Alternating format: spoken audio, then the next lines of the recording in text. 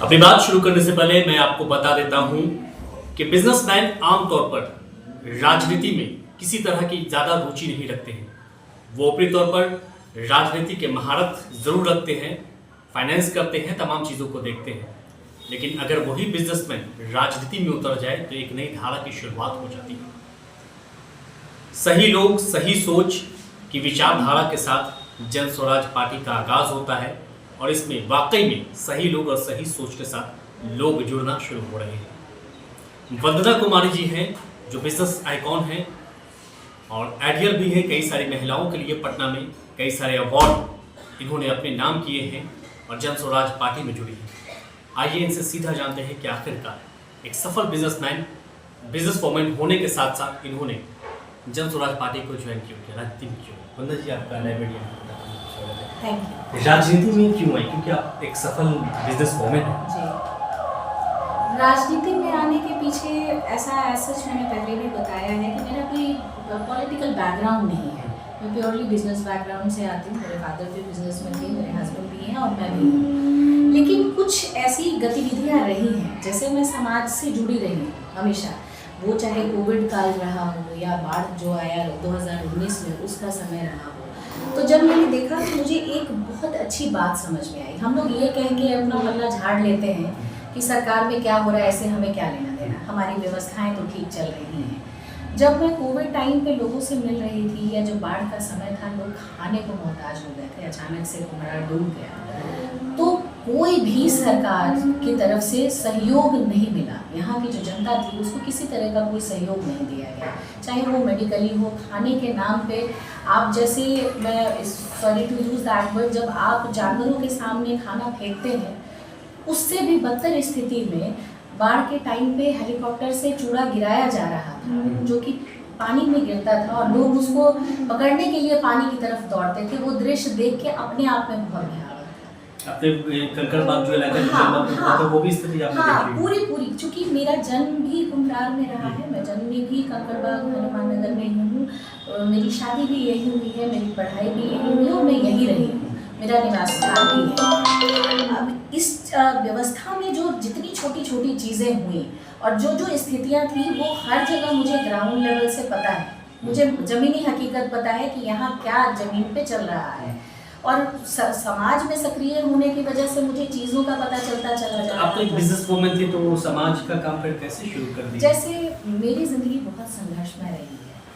मेरी जब आप बायोग्राफी उठाएंगे, चूँकि मेरी पूरी की पूरी जीवनी पब्लिक है। टाइम्स ऑफ इंडिया में आपकी टाइम्स ऑफ इंडिया में जब मेरी बायोग्राफी आई और आईमेक्स में जब छापा, तो लोगों को पता है कि इसकी लाइफ क्या रही है। तो जब आप ज़िंदगी के वो उतार चढ़ाव देख के आते हैं, तो आप हमेशा ये कोशिश करते हैं कि आप उन लोगों की मदद कर सकें जिन लोगों को आपकी मदद की आवश्यकता है, या उन लोगों को वो न फेस करना पड़े जो कभी न कभी आपने किया है। तो मैं उस व्यवस्था की वजह से लोगों से जुड़ी रहती थी। महिलाओं की मदद की आपने? हाँ बिल्कुल, मैं हर जगह उस जगह उपलब्ध रहती हूँ, चाहे वो महिलाओं के आर्थिक सशक्तिकरण पे हो जाए, क्योंकि मुझे लगता है एक मजबूत समाज के लिए एक मजबूत महिला का होना बहुत जरूरी है, इवन उनके घर के लिए भी।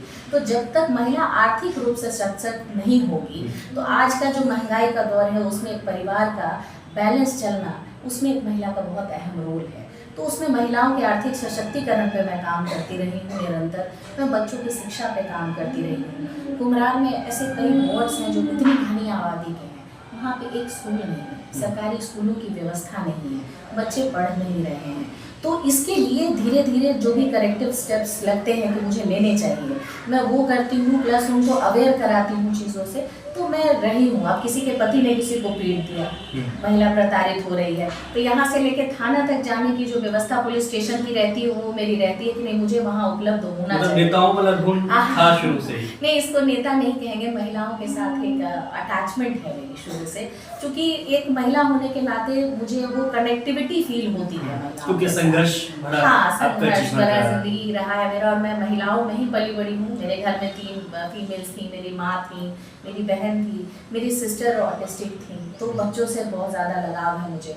और मुझे लगता है कहीं ना कहीं अगर भगवान ने आपको उस योग्य बनाया है तो आपकी योग्यता समाज के काम आनी चाहिए। वंदना जी, सारी चीज़ें तो ठीक है, लेकिन जन स्वराज पार्टी को ही ज्वाइन करना, चूज करना और पहल खुद से करना, जी, जी। कि पहल आपने की। हाँ बिल्कुल, प्रशांत जी के बारे में मैंने काफ़ी कुछ सुन रखा था पहले से भी। जब जनसुराज ने दस्तक दी बिहार में, तो मुझे लगा कि एक बार मुझे जाके मिलना चाहिए, बिकॉज जो पार्टियां पहले से थीं, चाहे वो आरजेडी हो, जेडीयू हो, उसमें हमने जाने का कभी नहीं सोचा, क्योंकि उनकी विचारधाराओं से हम बिल्कुल प्रभावित नहीं हैं, हमको उसका पार्ट नहीं बनना था। तो जब जनसुराज आया और महिलाओं के पक्ष में कोई पहली पार्टी थी जो बातें कर रही थी, जैसे हम नए चेहरों को विधानसभा लेके आएंगे, 40 महिलाओं को हम विधानसभा सीट से चुनाव लड़वाएंगे। आपको अच्छा लगा? हाँ, मुझे लगा। फिर मैं ये देखना चाहती थी कि वास्तविकता इसमें कितनी है, कहाँ तक ये सच है। जब मैं कार्यालय गई और प्रशांत जी से मिलने के लिए मैंने बताया कि मुझे प्रशांत जी से मिलना है, विदिन 5 to 10 मिनट्स उन्होंने मेरे को प्रशांत जी के सामने बहुत आसानी से, मतलब आप ये रियलाइज नहीं कर पाते कि एक ऐसा व्यक्ति जिसकी एक्सेस नरेंद्र मोदी तक भी है, वो व्यक्ति इतने साधारण वे में आपसे मिला।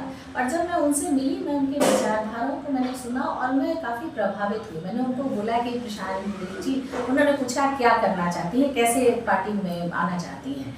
तो हम चूँकि उस बैकग्राउंड से नहीं हैं, हमने उनको कहा कि हम चुनाव लड़ना चाहते हैं, सीधा चुनाव की बात कही उनसे। तो उन्होंने कहा कि वंदना जी, पहले इंसान धरातल पे काम करता है, आप पहले जाके ग्राउंड पे काम करिए। जनसुराज में आने का सिर्फ एक रास्ता है कि जनता सही लोगों का चुनाव करे कि यही व्यक्ति हमारा प्रत्याशी बनेगा, उस व्यक्ति को वहाँ से टिकट मिलेगा। तो चुनाव दूर की बात है, पहले आपको वहाँ काम करना होगा। और वो दिन है और आज का दिन है कि आज तक मैं प्रशांत जी के विजन को अपना मिशन बना के चल रही हूँ।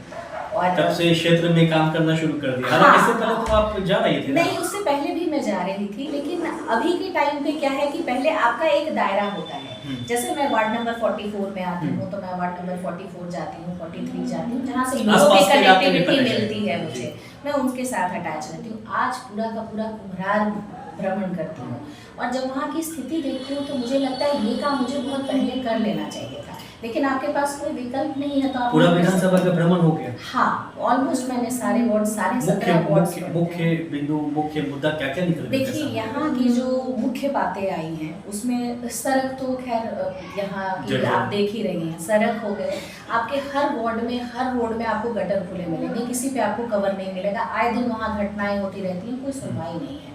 पार्कों के सामने कूड़ा जमाव की व्यवस्था जो है उससे लोग त्रस्त हैं, लेकिन इसकी कोई सुनवाई नहीं हो रही है। उसके बाद सबसे मेन मुद्दा जो है वो स्मार्ट मीटर का आता है। स्मार्ट मीटर को लेकर के इतनी समस्याएं हैं, मैं खुद भी उसकी भुक्तभोगी हूँ। आपने एक ऐसी व्यवस्था लागू कर दी जिससे आपने कहा कि आपको 24 घंटे बिजली मिलेगी, ठीक है, लेकिन उस पर जब हम कोई लगाम ही नहीं लगा सकते हैं, जिस उपभोक्ता का बिजली बिल पहले 1000 रुपये का आता था, आज वो उपभोक्ता 5000 रुपये का बिजली बिल कंज्यूम कर रहा हो, वो उसका बिल आ रहा है कंजम्पशन का, और अचानक से मीटर में रिचार्ज खत्म, लाइट कट गई। आपके पास कोई उपाय नहीं है बिना मीटर रिचार्ज किए गए, उसके लिए कोई शिकायत श्रेणी नहीं है, आप एप्लीकेशन डालेंगे उस पर कोई सुनवाई नहीं। उपभोक्ताओं का मतलब शोषण हो रहा है। हाँ, शोषण हो रहा है, और आपके पास कोई ऐसा कंप्लेंट विंडो नहीं है जिस पे आप जाके इसकी कंप्लेंट दर्ज कर सकते हैं।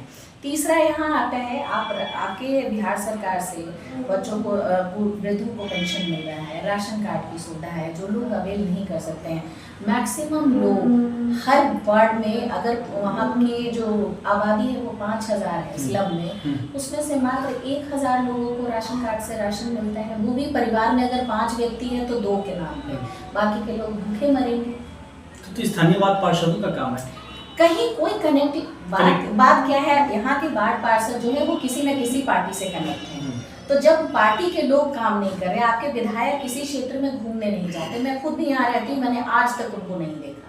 पहली बारी मैंने उनको देखा है जब नाला रोड में व्यापारियों ने जब बंदी का ये आह्वान किया था, मैं उनके पक्ष में आई थी, जब महिलाओं के साथ जबरदस्ती की गई उस सरस्वती पूजा के दौरान, तब मैं वहाँ उतरी। तो मेरे डर से कह लीजिए या इस भय से कि जनसुराज वहाँ खड़ा है, तो एज अ पार्टी कैंडिडेट उनकी अपीयरेंस वहाँ पे थी, तब मैंने देखा कि ये कुम्हरार के विधायक हैं, तब नजर आए हैं। उसके पहले वो सिर्फ शोक सभाओं में, फोटोज में दिखते हैं। उनका एक एजेंडा है, हर शोक सभा में, हर शादी में जहाँ उनको बुलाया जाता है, उनके चेले चपाटे जो हैं वो उनको निमंत्रण देते हैं, तो वहाँ जोड़ के खड़े हो जाते हैं। एक विधायक का काम ये नहीं है।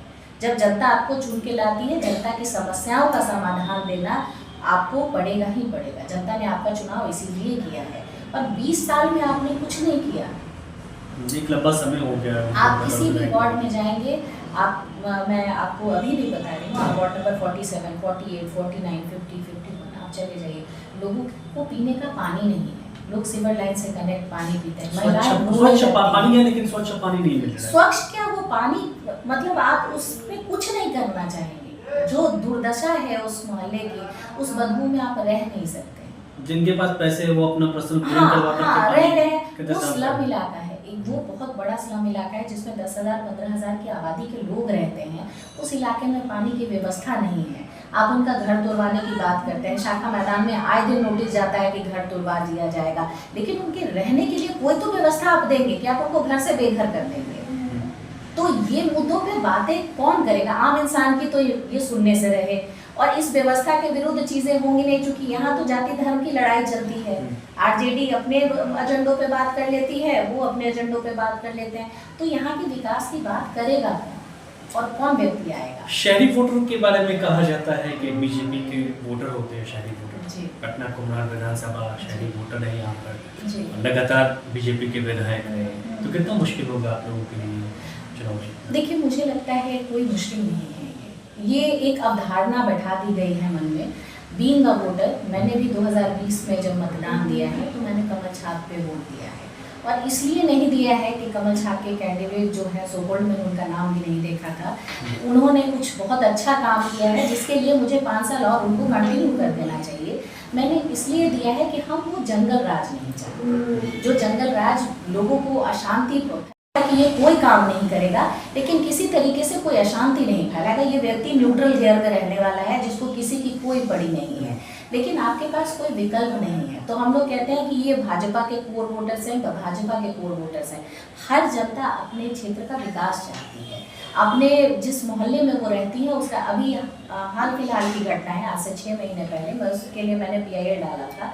एक पार्क है आपका कुम्हरार अपने, हाँ, कुम्हरार पार्क में, ये भूतनाथ के साइड पड़ता है। उस पार्क के लिए एक अच्छा खासा एरिया है और बहुत सुंदर जगह है।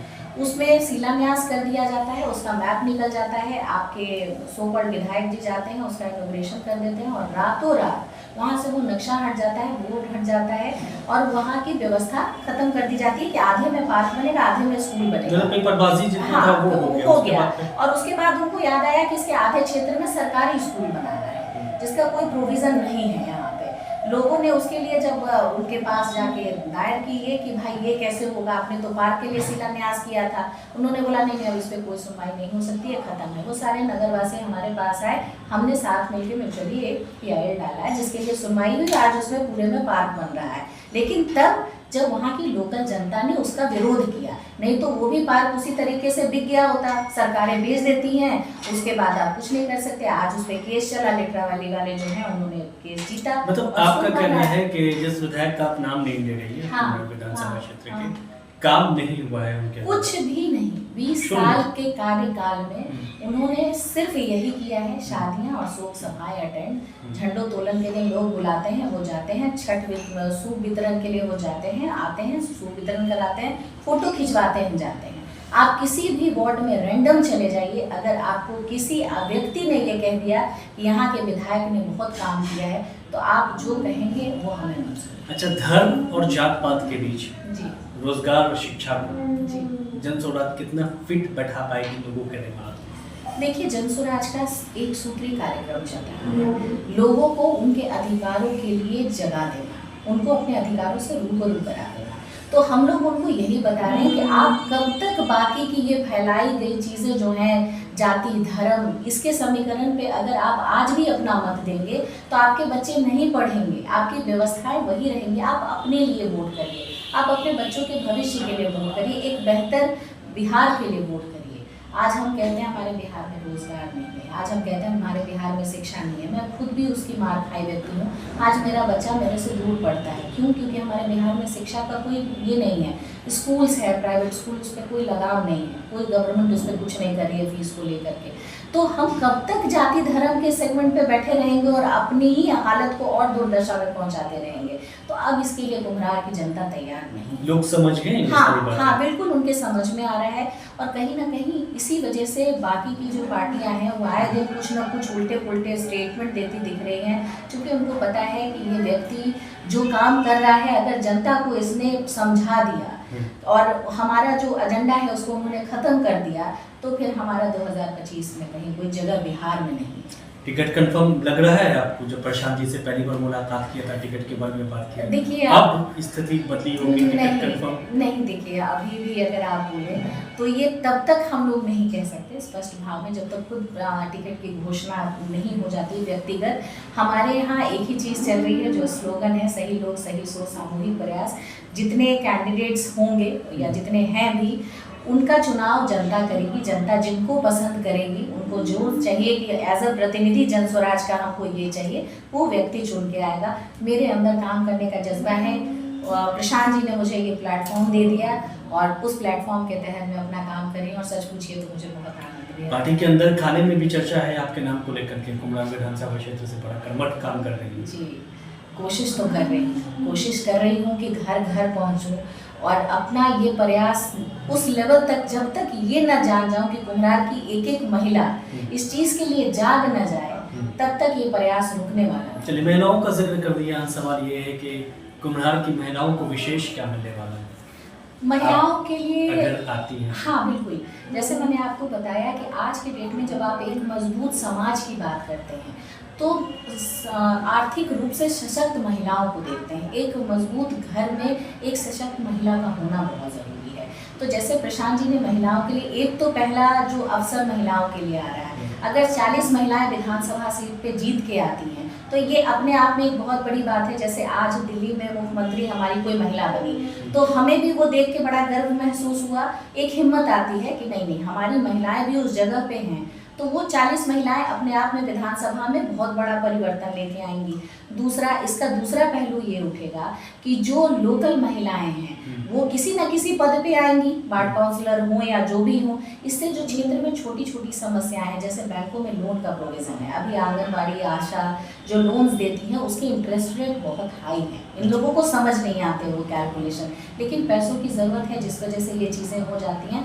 तो 4% ब्याज पे सस्ता ऋण उपलब्ध कराने के लिए जन स्वराज ने इसका प्रोविज़न दिया है। हाँ, घोषणा है। जो 5 घोषणाएं हुई हैं उसमें एक घोषणा महिलाओं को लेकर के ये भी है। महिलाओं के खातों में राशि देने को लेकर नहीं, ऐसी कोई नहीं है। वृद्ध पेंशन के लिए बोला गया है कि वृद्धा पेंशन जो मिलता है उसकी राशि 2000 रुपये होगी। जो 60 वर्ष से ज़्यादा के जो लोग हैं उनको मिलेगी। 400 रुपये में क्या होता है आज के डेट में?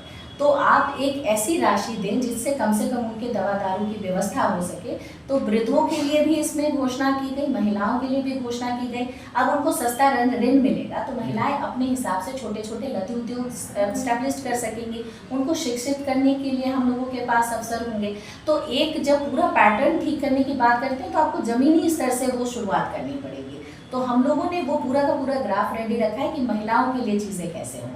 जैसे मैं बार बार कहती हूँ, आपके यहाँ अपॉर्चुनिटीज़ का अपार है। जो कुम्हरार विधानसभा है वो गंगा किनारे बसा विधानसभा है। इसको बनारस की तरह खूबसूरत बनाया जा सकता है, एक रोल मॉडल बनाया जा सकता है बाकी के 242 विधानसभाओं के लिए। आपके विधानसभा में 6 घाट आते हैं जिनको आप केंद्रित कर सकते हैं पर्यटन के लिए में। आपके यहाँ इससे रोजगार के अवसर भी बढ़ेंगे और इसमें आपको व्यवसाय में मजबूती भी मिलेगी। उसके बाद आपके यहाँ 2 हाट आते हैं। मुसलमपुर हाट है आपके पास, सब्जी मंडी आ जाती है, ट्रांसपोर्ट नगर है, बाजार समिति है। इसको अगर आपने प्रॉपर रूप से विकसित कर दिया होता तो आज आपके यहाँ इतने रोजगार के सुअवसर होते जो आज आप जा नहीं सकते हैं। आप बाजार समिति चले जाइए, आपको खड़ा रहने का मन नहीं करेगा। तो आपके पास इतनी सारी चीज़ें हैं जो बिल्कुल अनटच्ड हैं, आपने कोई काम ही नहीं किया। आप यातायात की बात बोलते हैं, आए दिन लोग सफ़र करते हैं। क्यों सफ़र करते हैं? आपके यहाँ टेम्पू स्टैंड नहीं बनाया गया है, कहीं पे इसका कोई प्रोविज़न नहीं है। रोड पे टेम्पू रिक्शा सारे लगे होते हैं और उसके बाद आपके ट्रैफिक पुलिस उस पर कुछ सुनवाई नहीं करते हैं। तो हर चीज़ को व्यवस्थित किया जा सकता है। बनारस को हर रूप से व्यवस्थित कर दिया जा सकता है। शिक्षा ज्ञान की भूमि है। पाटलिपुत्रा महाविद्यालय है, ये आता है आपके पास, पटना विश्वविद्यालय आता है, ज्ञान की भूमि है, सम्राट अशोक की धरती है। उसके बाद आपने इसका ये दुर्दशा कर रखा है। तो ये हम कुम्हरार वासियों के लिए भी बहुत खराब। ये विजन आपका है कि प्रशांत जी का था? ये विजन आपने रखा? नहीं, ये विजन मेरा है और कुम्हरार को लेके ये मेरा सपना है। अगर आप ऑनेस्टली बोले तो ये सपना मैंने कुम्हरार के लिए देखा है। जब हम लोग जाते हैं कहीं बाहर और देखते हैं तो कहते हैं यार कितना खूबसूरत है ये। उसको खूबसूरत बनाया वहाँ की ही सरकार ने है, वहाँ के ही लोगों ने। आपके पास जब तक विजनरीज नहीं होंगे आप काम कैसे करेंगे? मेरे पास तो उंगलियों पे काम है। जब आप महिला उद्योगपति की बात बोलते हैं कि ये बिजनेस आइकॉन है, तो मैं बिजनेस आइडियाज से भी उसको देखूंगी कि इसको और कैसे विकसित किया जा सकता है जिससे मैक्सिमम एम्प्लॉयमेंट जनरेट की जा सके। और सारी व्यवस्थाओं को लेकर के भी अगर आप कुछ नहीं कर पा रहे तो यह आपकी बदकिस्मती बोलिए या असफलताएं बोलिए कि इतना कुछ रखने के बावजूद आपने उसके साथ कुछ नहीं किया। चलिए ठीक है, आपके सपने बड़े हैं और उम्मीद करते हैं कि आप अपने सपने को साकार करें। और अभी तो खैर टिकट को लेकर के किसी तरह का कोई कंफर्मेशन नहीं है जन स्वराज की तरफ से, लेकिन प्रबल दावेदार मानी जा रही है वंदना जी कुम्हरार विधानसभा क्षेत्र से। और विजन जो है, इनका विजन साफ साफ है। इन्होंने प्रशांत किशोर को अवगत भी करा दिया है अपने विजन को लेकर के। देखने वाली बात यह होगी कि कुम्हरार विधानसभा क्षेत्र से जन स्वराज पार्टी की तरफ से कौन चुनाव लड़ेगा और कौन जीत करके आएगा, ये देखना दिलचस्प होगा।